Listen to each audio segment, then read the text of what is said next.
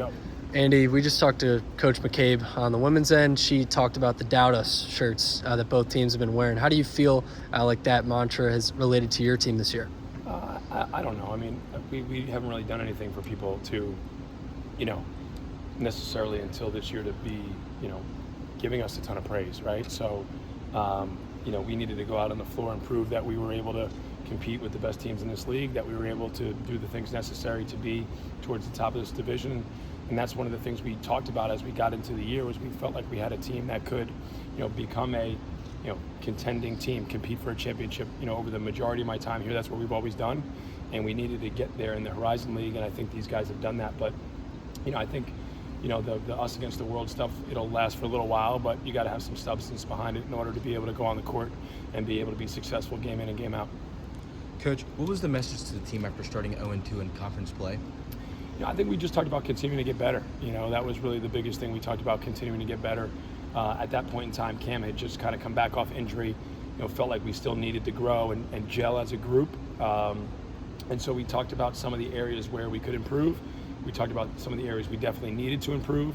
And then that was the focus. Can we go out and attack those things every day to be able to make sure that we are improving? And over time, I think we've gotten better during the course of the season. And regarding injury, is there any update to Alvaro Figueres, and will he be on any kind of minute restriction for the game? I think he should be good. Was able to do a bunch of stuff today, so I don't see that being an issue.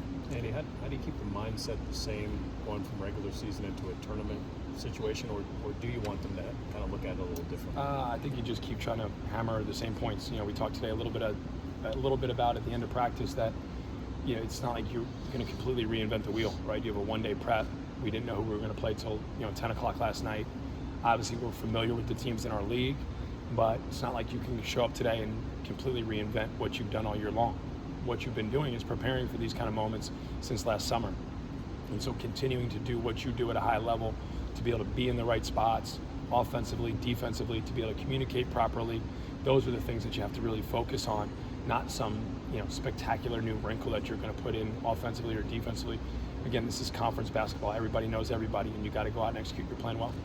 You guys had a lot of new names on this roster going into this season, and you were able to kind of get everyone to buy in and gel together pretty quickly. And I've been out here a couple times. The chemistry on this team just really seems to be there. What do you attribute that to? To them, really. I mean, I think it's a decision you make as an individual player. You walk into a new environment, you walk into a new situation, and you decide whether or not you're going to give it your all. And I think that used to be really commonplace. Hey man, I've gotten a scholarship. I'm a Division I player. Here we go. I'm going to do everything I can. I picked this school, right? It's not like we held these guys hostage, right? They decided to come here for whatever reason. Now are you going to come here and make the most of it, make the best of it, try to give your all to it? And I think these guys have done that. At some point in time during the course of this year, winning became the most important thing. And when winning becomes the number one driver, all the decisions that flow from that usually are team-oriented decisions, teammate-oriented decisions. And these guys have done a really great job of that. Randy, results aside, since January, has it looked like you wanted to look out there in terms of rebound, defend, share the ball, some of the things you value? Yeah, most nights, it has. And obviously as a coach, you're always on edge. That's going to go left at some point in time. But when we first got together in August and talked about the vision that I had for this team, and it was my job to help show them what that vision could look like, I think they've done a good job embracing that. But obviously with some of the athleticism we have, the ability to guard the ball, some of the size and athleticism we have, the ability to rebound it, and then some of the playmaking we have, the ability to share it, to find high percentage shots. I think they've done a really good job of bringing that vision to life. Two close games against Wright State. What did you see from your players' reaction? Yeah, they know. I mean, they know, what both those games were like. Wright State's been perennially one of the best programs in the Horizon League over the last decade. They know it's going to be a battle. They know that we're going to have to be on top of our game. We're going to have to be able to execute properly. We're going to have to be able to limit some of the clean looks from three. We're going to have to be able to make sure we're executing and offensively to find high percentage shots. But I think as you look across the entire league, there's not anyone that you circle and say, oh, I can't wait to play those guys. Everybody brings a different challenge. Every game we've got to work together to figure out what's the best path to be able to win. And I'm sure there'll be decisions and moments tomorrow where we got to figure out how to handle some kind of adversity or some adjustment that gets made, and we got to be able to do it well. How good does it feel to get back to the point where you're competing for championships project for competing for a regular season title and frankly get back to winning after the last couple of years? You know, like I said, I think 2 years ago when we finished 10-10 in the league and came in sixth, you know, Khalil Spears' senior year, you know, I thought we had kind of established ourselves and we were going to be able to just really, from that point in time, just kind of be back towards the top. Obviously, last year was a little bit of a setback. So there's some gratification to it, but I think these guys are hungry, and our goal is to try to continue to push them and drive them to be able to continue to make this season last as long as it can. They've been great to be around. They've been really fun to coach. And so we want to make this thing go as long as it possibly can, and that starts, you know, with our effort tomorrow. Alvaro taking home Player of the Year in the league. When, at his point in his development, did you realize that he could be that type of player? You know, I think we saw flashes of it when he got here as a freshman, but it was just so inconsistent, like most freshmen. Then as you go through your freshman year, there's a little bit of the grind of the year, you know, where you're sitting there going like, okay, you know, I got to get to go to practice again.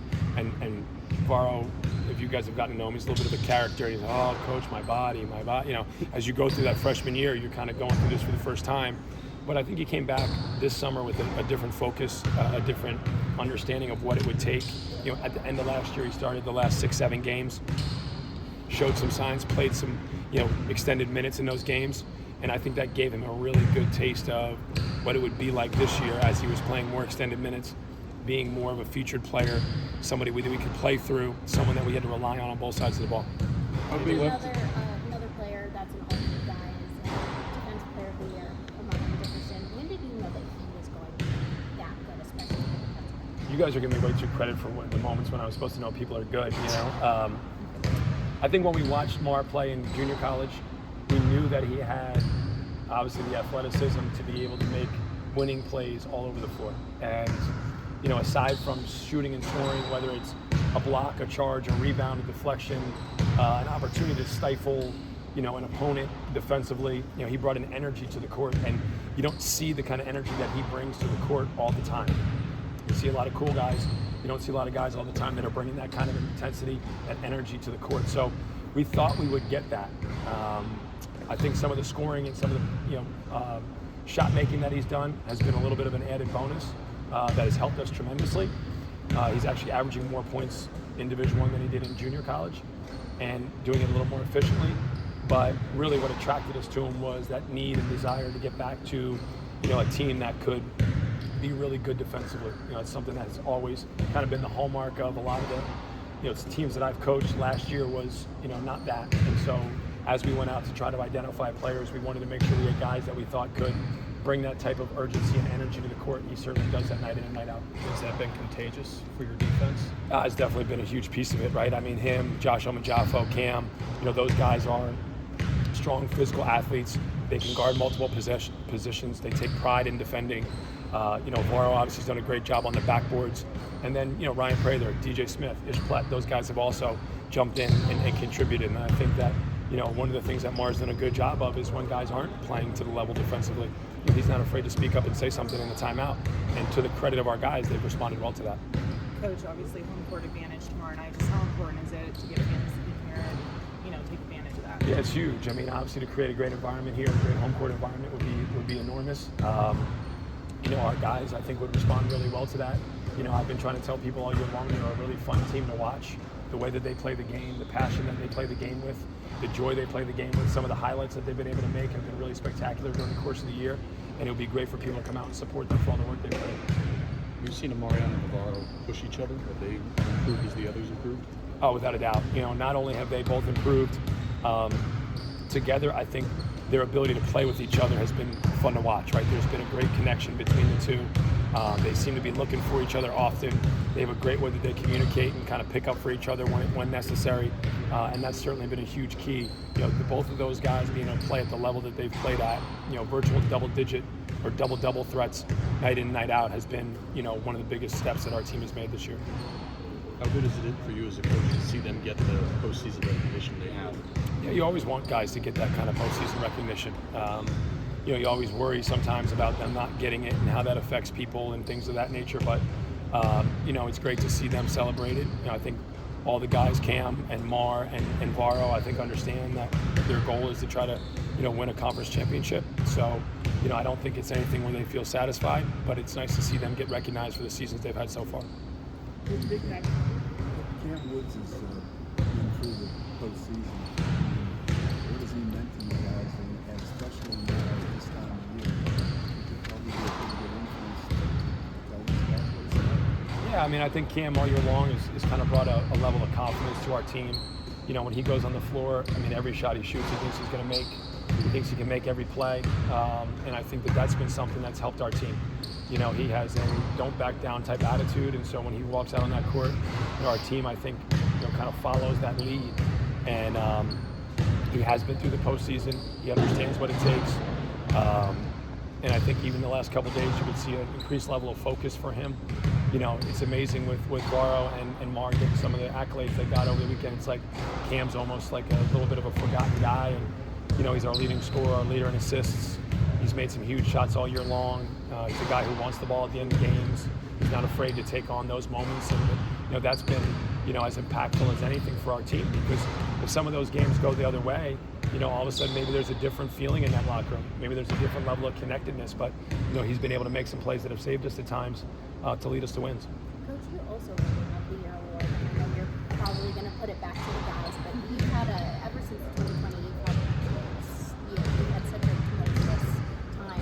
What does it mean to have this winning season and get honored for what you were able to do with the tournament?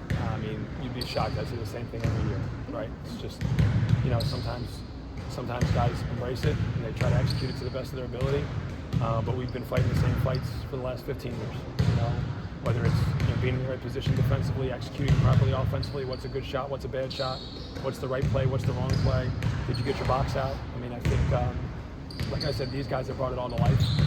They've been able to execute the game plan, they've been able to execute the vision, and it's a tribute to them and to our staff. Our staff has done a great job this year of being able to, be a good, conduit, I guess, maybe. Sometimes those guys are able to deliver the same message that I have, but maybe in a more effective manner at times. And I think that's always great to have guys have different kind of personalities and voices to be able to hear from, to be able to try to embrace whatever that message that's being passed along is. Coach Brandon Noel leads the Rise League had 18 against you guys in both games. What makes him such a difficult guy to defend? Strength and versatility. He's incredibly strong. He's ultra versatile. He can make threes. He can take you off the bounce. He can flip his hips and kind of walk you into the post. He can seal you in and around the basket. Just really understands how to play the game. He can pass, dribble, and he can shoot at 6'8" and probably 240 pounds. So, when you have guys like that can play all over the floor, it just puts pressure on your defense at every level. And you got to be alert to where he's at. You got to be able to, take away some of the things that maybe some of the easy ones that he has the opportunity to get and really make him work for each and every one. And it's a challenge for sure. All right.